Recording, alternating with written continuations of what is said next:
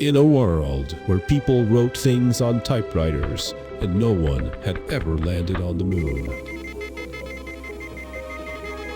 a lone speechwriter was given the task of drafting a speech for President Richard Nixon that would hopefully never be delivered. Good evening, my fellow Americans.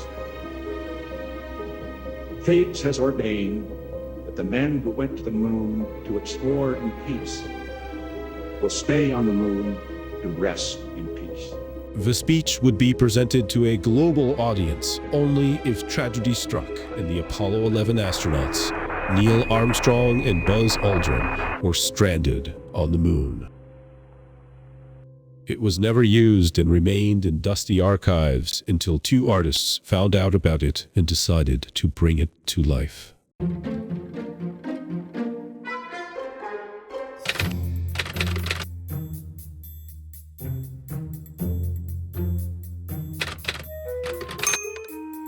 It was the 50th anniversary of the moon landing, and we were sitting around, a group of us who brainstormed regularly. We've been thinking a lot about misinformation and how new technologies, in particular deepfakes, were starting to become more and more prevalent. And we thought, there is this speech that we knew of, written by Bill Safire for Nixon. We thought, amazing speech that was never delivered, plus deepfake technology equals boom. It was just like, yeah, bingo, that's a good idea. But hold on, aren't deepfakes bad?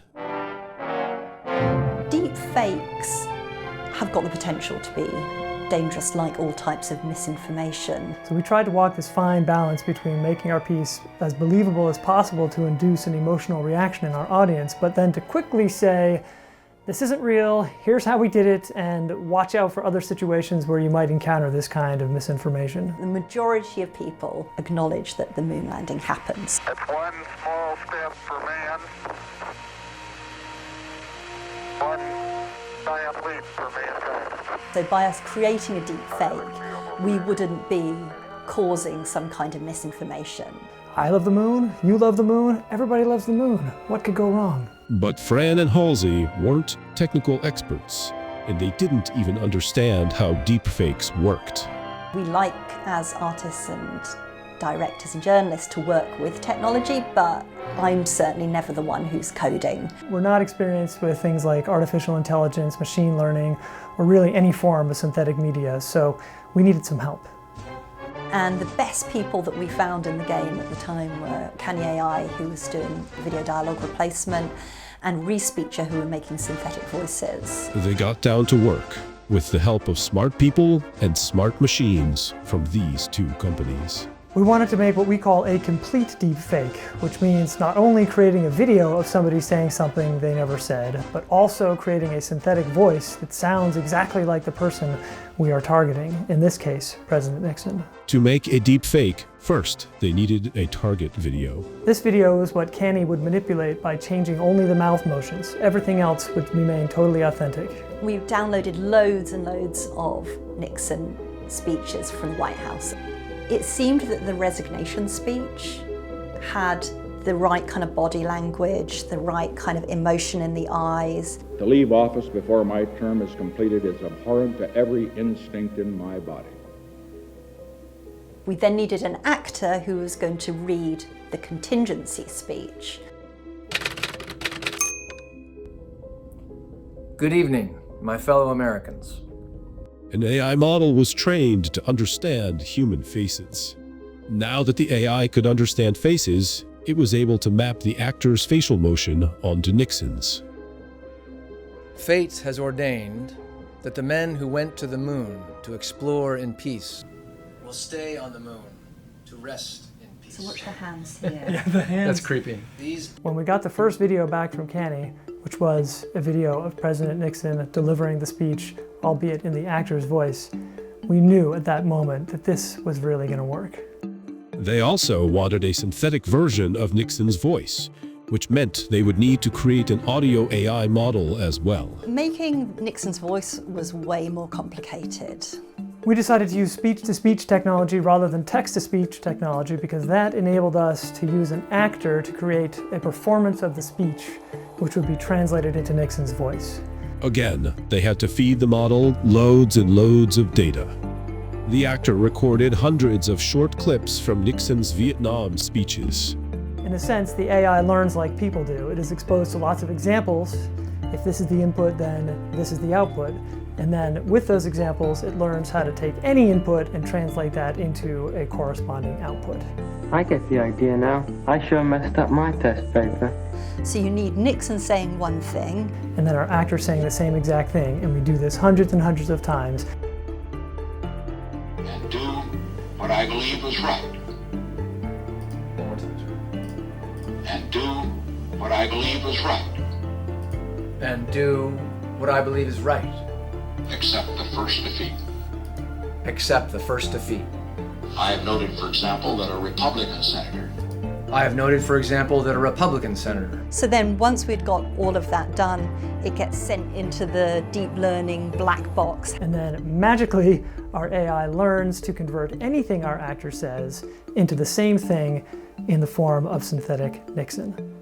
So we had a video of Nixon mouthing the words of the speech, and we had a synthetic version of the speech itself. All we had to do was put it together to form our complete deepfake.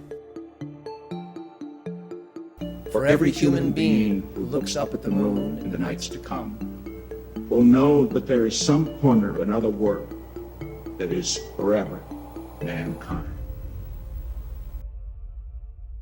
But the film isn't entirely a deep fake. How did they make the lunar lander appear to crash? So we really only wanted to use actual archival footage from the Apollo 11 mission, even though we wanted to tell a totally different alternative history. This is where we used a whole bunch of cheap fakes. We manipulated the archive film to crash the Eagle onto the moon. The lunar lander was actually returning to the orbiter, not crashing. We listened meticulously to loads of audio from the control room to try and find any kind of anxiety on anyone's voices. So we found this one area, okay, let's repeat that and let's repeat all the beeps, and then what we'll do is we'll cut really, really fast between lots and lots of visuals. Cheap fakes are tried and true techniques for generating this information. You can change the speed of the video, you can do selective editing, you can reverse things, you can repeat things. These are all very standard techniques that have been used for as long as film has existed, and that's what we did here.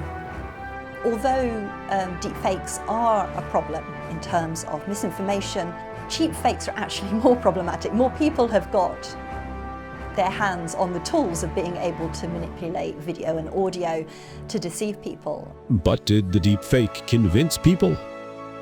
The first iteration of this piece was like as a physical installation. We were working with it for the documentary festival in Amsterdam, and we'd got inspiration from the 1960s watch parties that would happen for big events. It was really fun to watch the reactions of people as they tried to figure out what the heck was going on. Is this really President Nixon? Did he say that? Hold it, the moon landing happened, right? Oh, I never knew that Nixon actually recorded this contingency speech just in case. It was a challenge for us to strike the right balance between using synthetic media convincingly enough to make people realize its power, but not so convincingly that they didn't understand it was fake.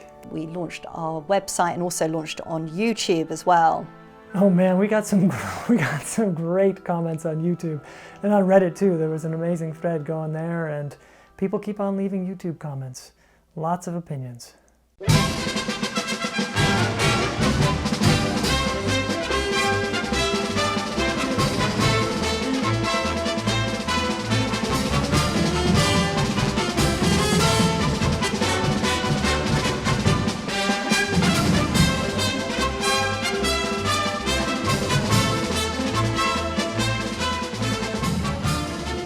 Is synthetic media all doom and gloom? Or can it be used positively? It's like they say, you can use a hammer to bonk someone on the head, or you can use it to build a house. Synthetic media is kind of the same. We definitely do need to find a way to combat deepfakes and to educate people around them. But there are ways that AI and synthetic media, I really hope and think, can be used in really creative ways. It's critical that we all do whatever we can to inoculate ourselves against the bad actors out there who will inevitably use it for nefarious purposes. So remember, kids, what you see and hear might not be what is real. Even I am not what you think. I am completely synthesized. Thanks to Respeecher.